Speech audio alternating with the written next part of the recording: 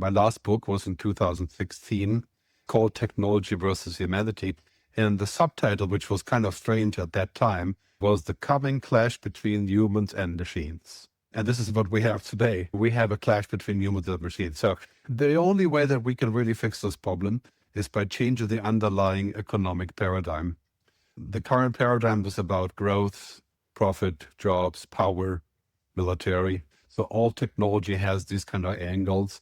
And as you can see, the big AI companies, they are struggling with the power and military discussion. So now we have to look at this and ask, if we want a better future, it's not enough to have great technology.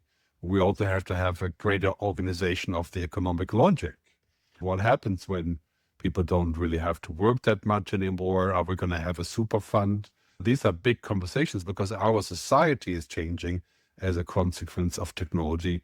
The current economic paradigm, which is basically about profit and growth, probably won't work here because technology makes it superfluous, abundant. Right? So now it's a different paradigm. To say that we have no choice but to run the arms race of AI is narrow-sighted and pessimistic, because if we were to just race to the top of the technology pyramid with quantum computing, nuclear fusion, AI, then we will eventually, 2050, approximately, just explode. Because it just leads to conflict. How do things change in human lives? It's pain and love. And right now we are in Europe here where we have a lot of pain.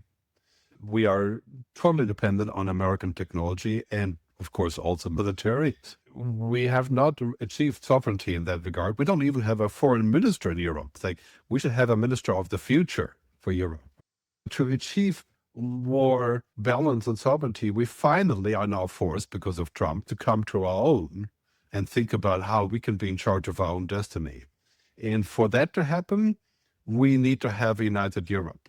And the united Europe is a super tough mission, but the alternative is much worse than that. It's not the easiest thing to do, but it's the best decision to make compared to all the other decisions. So, here we are being forced to come together. That means joint military, joint cybersecurity, of course, digital currency, all the things that we've been talking about for 20 years. Humans will only change, and society will only change if we experience significant pain, that we can get stuff done, or we fall in love with an idea. Those are the two things that change humans. I think we need reason. And that reason is emerging, including, of course, the energy crisis and the demise of oil and gas. The pain will get larger, for example, with an international incident where an AI finds a backdoor to all systems and just destroys our economy for 3 weeks. And that is quite likely to happen, unfortunately, because we can't seem to advance in foresight enough to say, well, if this happened, then we're defenseless. And I think that has precedent also, unfortunately, the ozone protocol, the Montreal protocol, only after we realized the ozone was being destroyed by our refrigerators.